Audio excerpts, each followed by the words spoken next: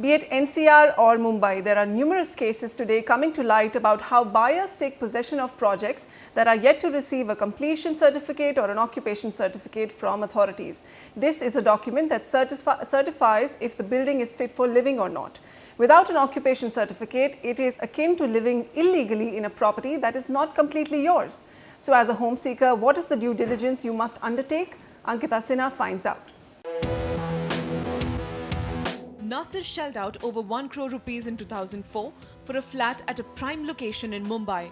But 9 years after possession, Nasir and other buyers in this building are yet to get their basic amenities like water, parking space and most shockingly, even an OC. This forced the residents to take up the matter in court. हम लोगों ने position लेने के बाद within 1 year हम लोगों को ऐसा लगने लगा कि शायद कुछ बिल्डर ने हमारे साथ गलत किया है, तो हम लोगों ने उसका जो लीगल ओपिनियन लिया, डॉक्यूमेंट्स चेक किए, तो हमें पता चला कि इन्होंने विदाउट ऑक्यूपेशन सर्टिफिकेट हमारे को पोजीशन हैंडओवर कर दिया है. Nasir isn't the only one constantly scared of losing his home for no fault of his. Thousands of home buyers across Mumbai often live in buildings that don't possess key documents. Developers NDTV spoke to didn't want to elaborate on the matter, but lawyers who represent developers in such cases say it's best if the home buyer ensures that all legalities are complete before taking possession of the house. So what are the documents that you need to keep a track on from day one?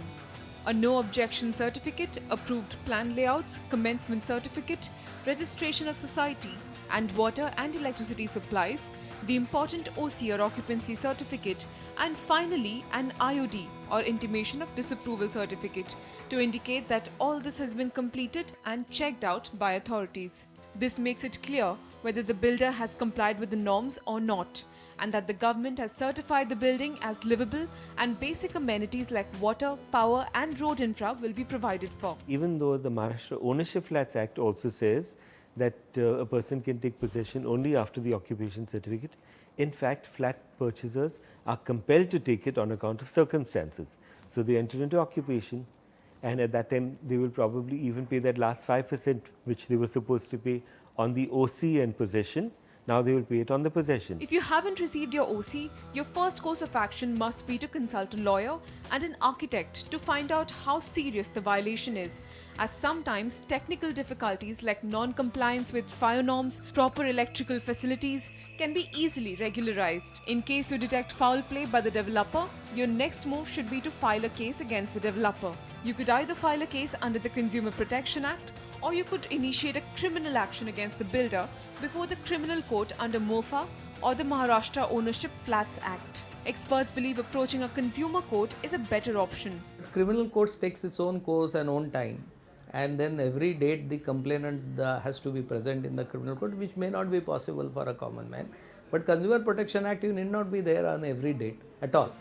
While the onus of complying with the norms falls on the developer, realtors believe that for this problem to be nipped in the bud, the BMC must keep a strict check from day one.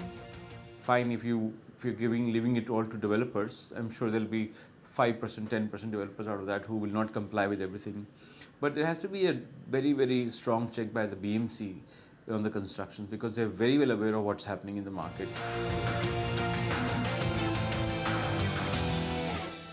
Now, if you have bought your home with a loan, then there's not much you can do about it except pay your EMIs on time. Meanwhile, also keep a strict check on the documents and also get in the best legal help possible to help you sort out through the whole matter. After all, you should be able to live peacefully in your home. From Mumbai, Ankita Sinha for NDTV.